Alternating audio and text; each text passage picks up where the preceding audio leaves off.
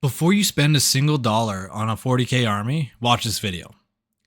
One of the biggest mistakes new hobbyists make, and I made it myself more than once, is falling in love with an army that looks great on the shelf and buying it without thinking about what it actually takes to paint. Because there's a massive difference between opening a box of Admech and opening a box of Necrons in terms of what you're signing up for. Today, I'm ranking every 40k faction by painting difficulty across 4 tiers. Easy, medium, hard, and nightmare. And I'm basing this on 3 things: model count, detail complexity, and how long it'll take for you to actually be table ready and have the army finished. This isn't about which armies look best when they're done.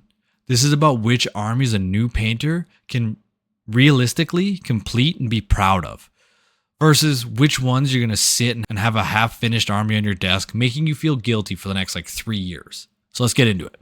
Easy tier. So starting with easy tier, these are armies a newer painter can pick up a brush, follow a basic guide, and end up with something they're not embarrassed to put on the table. They have low model counts and a forgiving surface, making it for achievable results. Starting with Adeptus Custodes. Custodes are the gold standard for easy painting. Pun fully intended. Low model count means you're not staring down hundreds of models before you've even started. The armor panels are large and flat, which makes base coating, washing, and dry brushing incredibly straightforward. Gold is one of the more forgiving colors in the hobby, believe it or not. A Retributor armor base, a Reichland flesh shade wash, and a Liberator gold dry brush gets you 90% of the way there on every single model. I painted Custodes myself, and they came out looking great with minimal effort. If you want a small elite army that looks spectacular with a simple approach, Custodes are the easiest win in the game. Next is Necrons. Necrons are my main army, and the reason I chose them wasn't just the playstyle. It was that I knew I could paint them to a standard I'd be proud of. Wide, flat metallic panels, minimal organic detail, and a scheme that works beautifully with just a few colors. I went with the Sautek Dynasty, so it's a lead Belcher base, green accent, black, and a bit of bronze and gold for the character models. That's it. The flat surfaces mean your brush strokes are forgiving and the metallic scheme hides imperfection naturally. Yeah, there's more models than Custodes, but the simplicity of each individual model more than makes up for it. If you want an army that's achievable, durable, and looks impressive on the table, Necrons belong in the easy tier. Next, we'll get into the medium tier. These armies are absolutely achievable for a newer painter, but each one comes with a catch. Maybe it's the model count, maybe it's one specific detail needs attention, maybe it's just sheer time investment. All of them are doable, but go in it with your eyes open. So to kick it off, we're starting with the Space Marines, the poster boys of 40k, and they're a pretty solid starting army to paint. Individual Space Marine models are straightforward. Power armor, some clean lines, a chapter color scheme you can usually base coat and wash in an evening. The challenge is volume. You're still painting a decent number of models, and if you want to get into the detail work, squad markings, chapter symbols, weathering, it adds up fast. Sticking to a clean base coat and a wash approach, you'll crush out an army pretty quick.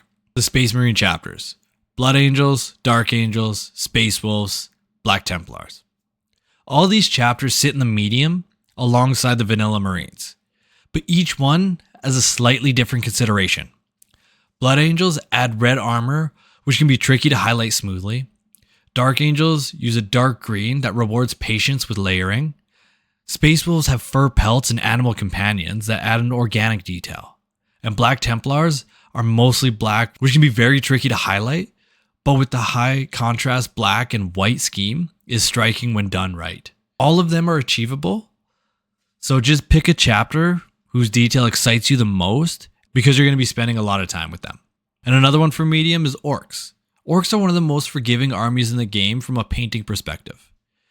Green skin, dirty metal, rough clothing, everything about the aesthetic lends itself to washes, dry brushing, and kind of deliberate messiness. The catch is model count. Orc armies need bodies, and painting 50 to 100 models, even with a quick scheme, takes so much time. But here's the thing. Orcs are supposed to kind of look rough, so mistakes actually read as character. So that's a bit of an advantage for newer painters. Tyranids.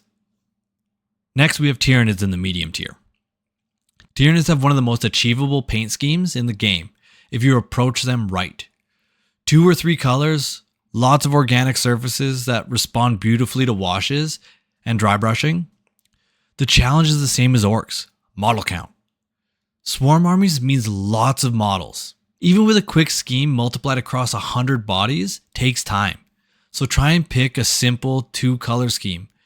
Batch paint ruthlessly and Tyranids become very manageable. I personally stuck with the Behemoth paint scheme. So it's the red skin, black carapace with a little bit of blue highlights, and it turns out beautifully. Chaos Demons. I couldn't quite commit them to the hard tier, but in the medium, they feel a little bit better. So Chaos Demons are interesting because the painting approach varies enormously depending on which god you're focused on.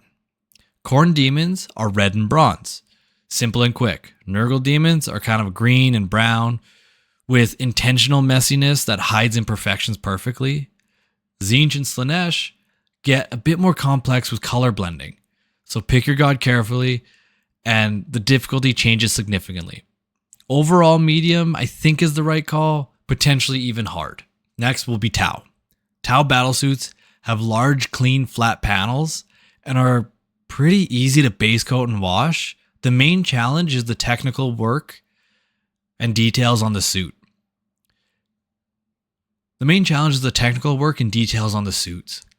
Vents, joints, weapon systems can be a little fiddly on smaller models. The drones are simple, the infantry are straightforward, the big suits take patience, but reward it. They're a solid medium. Now, if you were to dive more into the Kroot, I'd say it's still a medium, but it's just a different type of challenge. It's more of like that organic feeling and painting, kind of similar to Tyranids, just less carapace, more organic materials. Imperial Knights. Knights are big, which means lots of surface area to cover, but also lots of room to work with a brush. The heraldry and personal markings are where knights get a bit complex. So if you want a fully painted knight with custom house colors and battle damage, that's a big time investment. But a clean single base coat with washes and some basic weathering gets you table ready knights faster than you think. And they have a low model count, which helps enormously. When you're done one knight, that's like a quarter of your army right there. And for the same reason I put Imperial Knights as medium, Chaos Knights fit the same bill. So it's the same logic, but with the added chaos corruption details. So some spikes, demon faces, warped armor. Those details push them slightly more involved than the Imperial counterparts, but the large panel surfaces keep them manageable overall. And the same thing with the low model count. It really helps a lot. So when you're done one, it just takes up so much of that army. Hard tier. These armies are absolutely paintable and look incredible when they're done, but each one is going to test your patience, your skill, or both. These are armies where I'd strongly recommend having a clear scheme planned, watching some guides, and being realistic about your timeline before you commit. Starting with Eldari. Eldari models are elegant and detailed in a way that rewards skilled painters, but punishes impatience. Clean gemstone effects, smooth blending on the armor, intricate rune details. The Eldari aesthetic is built around precision. Rushing one of these models makes it look worse than rushing most models in the game. So take your time and your results will show. Next, Drukhari. Drukhari are similar, but darker and with a little bit more intricate detail work. Spiky armor color schemes that require careful highlighting to stop them from looking flat. Skin tones on the more exposed models, the high contrast aesthetic that makes Drukhari so visually striking is very difficult to pull off cleanly at a newer skill level. World Eaters. Red and gold armor sounds simple, but it can be kind of one of the harder chaos armies to paint cleanly. Streaks or uneven coverage exposes every mistake you make. The blood and gore effects that define World Eaters aesthetically are very difficult to actually achieve. So getting that right and making the armor look smooth is where a lot of people struggle. Death Guard. And I put Death Guard in hard, not because they're impossible, but because the corruption detail is incredibly complex. Rotting flesh, rusted metal, Nurgle like pustules, tentacles. There's a lot happening on every single model. The good news is, as I've talked about it before on this channel, is that the decayed aesthetic means imperfections can read as intentional. Find the right scheme, and Death Guard becomes much more forgiving, but the detailed and complexity of each model earns them as a hard rating. Next up, we have CSM. We have all the complexity of regular Space Marines, plus spikes, chains, demon faces, mutations, and corruption. Details layered on top. Individual models are more involved than Loyalist Marines, and the variety in that range means no two units look the same, which is great for an army, but it means you can't batch paint efficiently.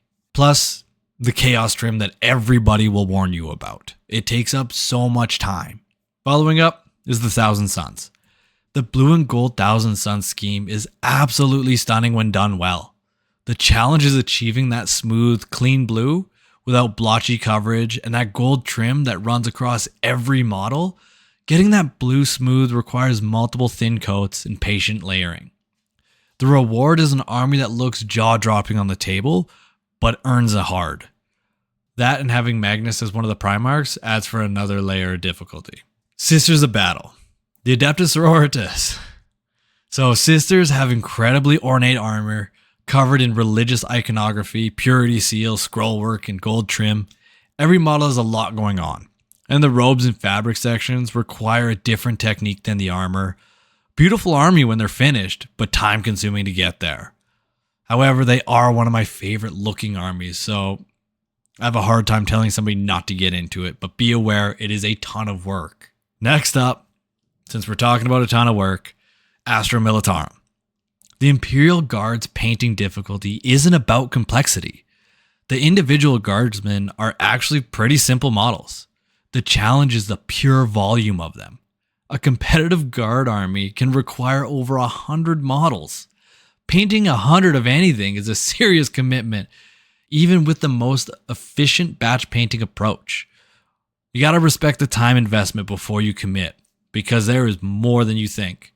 However, if you were to go the more parking lot, where you get mostly tanks and vehicles, it does cut down a lot, but the guardsmen alone take up so much time, so that's why I put them in the hard category. Leagues of Votann. And here's one that I can speak to personally. I own Votann. I struggled with Votann. The models look deceptively simple until you're holding one and realize there are tiny details everywhere. Armor paneling, equipment straps, mechanical components, facial features on relatively small heads. Everything is crammed together in a way that's harder to navigate with a brush than you think. I still look at my Votann army and wish I had done better. So for me, they've earned that hard tier. Now before I forget, the last edition of the hard tier is the Grey Knights. Grey Knights have that ornate silver armor with lots of engravings and purity seals. All of them are achievable, but it takes a ton of work and there's a lot of little details. So a squad of 10 intercessors may seem pretty straightforward, but by the time you get through all their small little details of their armor, it takes up way more time than you think. So that's why they've earned their spot in hard. Now I'm going to be honest, before I get into the Nightmare tier, I didn't include Imperial Agents or Death Watch, just because I've never actually seen their armies on a table at my local game store or played against them, so I don't have any input towards that. Anything I say about them would be unfair, so I'm just going to exclude them. I'm sorry if I missed out on them. But Imperial Agents right now aren't in a very good spot, and Death Watch is barely getting any attention from GW, so I don't know if I'll be able to see them in time. If I do get the chance to speak with somebody who made those armies, I will absolutely correct that and bring it up in another video. But going into Nightmare tier, there are two factions, and I don't use it lightly. These are armies I would tell a brand new painter to wait. Not because they're impossible. An experienced hobbyist produce incredible results with both of these. But the combination of model count, complexity, and time investment puts them in a different category to everything else we've covered. So, starting with AdMech. AdMech models are engineering marvels in miniature form. Cyborg bodies with mechanical limbs, robes, cables, and electronic components, exposed organic tissue. Every single model has multiple materials, multiple textures, and multiple techniques that are required to do it justice. The Skitarii Rangers and Vanguard alone have enough detail on them to take twice as long as the equivalent Space Marine. Multiply that across a full army, and you're looking at a serious long-term commitment. Stunning when well done, but absolutely brutal to get there. And then there's Gene Stealer cults. GSC, you've got hybrid models with alien skin and human clothing mixed together, requiring you to switch techniques constantly on the same model.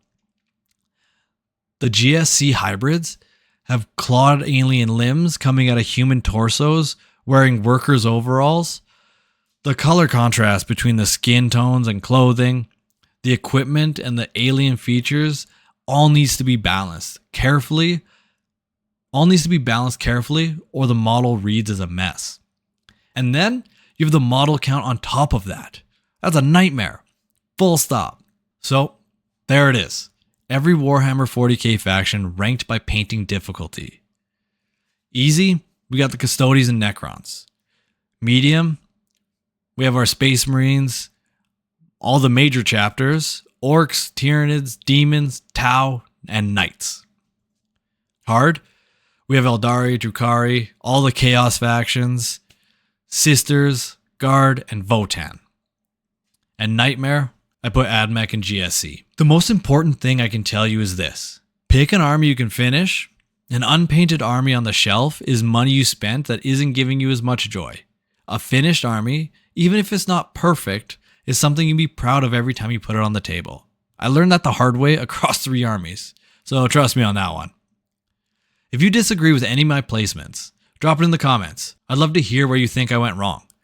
And if you're new to the channel, I've got a full series covering every faction in the game, with guides on how to start each army without wasting money coming. Links are in the description. We'll see you in the next one.